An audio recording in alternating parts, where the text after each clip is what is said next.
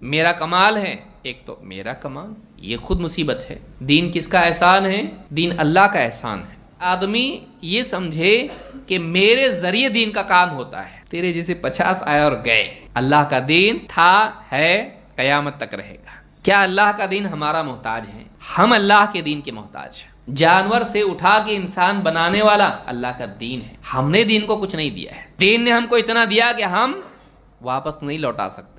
ذلت سے عزت ملنا، عمر بن خطاب کا جملہ آپ کو یاد ہوگا رضی اللہ تعالیٰ عنہ، کہ ہم ذلیل تھے، اللہ تعالیٰ نے اس اسلام کے ذریعے ہم کو عزت دی۔ اگر ہم اسلام کے علاوہ کسی اور چیز سے عزت تلاش کریں گے تو اللہ تعالیٰ پھر ہم کو ویسے ہی ذلیل کر دے گا جیسا ہم پہلے تھے۔ اسلام نے ہم کو عزت دی، ورنہ پیشاب بھی ہم کھڑے ہو کر کرتے اور صاف بھی نہیں کرتے۔